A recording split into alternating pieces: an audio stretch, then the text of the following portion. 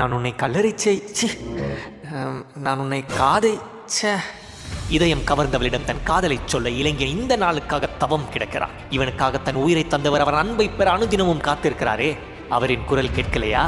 இவள் தான் எனக்கு சரியான இவர் தான் எனக்கு பெர்ஃபெக்ட் பார்ட்னர் என்று ஆரம்பித்த அநேக உறவுகள் சில நாட்களில் நூல் இருந்த பட்டம் போல் பறப்பது ஏனோ? ஐ லவ் யூ, உன்னை நான் நேசிக்கிறேன். இந்த செய்தியை பெற வாலிபம் ஆவலுடன் இருக்கிறது.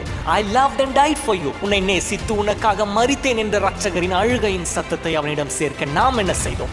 என் அன்பை அவன் புரிந்து கொள்ளவில்லை. என் மனதை அவன் புண்படுத்தி விட்டான். எங்கள் காதலை பெற்றோர் எதிர்க்கிறார்கள். இவைகள் எல்லாம் இளைஞர்கள் எழுதி வைக்கும் சூசைட் நோட்ஸ். உன் மீது அன்பு கூர்ந்து உனக்காய் ரத்தம் சிந்தினவரை நீ அறியாமல் போனது ஏனோ என்று நீ வெறும் புலம்பலா இல்லாமல் ஒரு விதி செய்வோமா?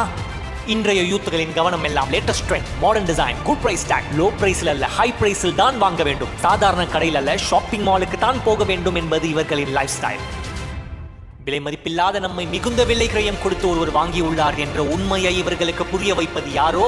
வாலிப பருவத்தில் உலகத்தையும் அதில் உள்ளவைகளையும் அனுபவி, என்ஜாய் யோர் லைஃப் என்று இவர்களை ஈர்க்கிறது உலகம். இளமையில் இறைவனை நினைத்துக்கொள் என்று போதிக்கிறது வேதம். அன்று லோத்தை தேவ தூதர்கள் இழுத்துக் கொண்டதால் பிழைத்துக் கொண்டார். இன்று இவர்களை இழுப்பது யார்? சிந்திப்பீர், செயல்படுவீர். மாரநாதா சீக்கிரம் வருகிறார்.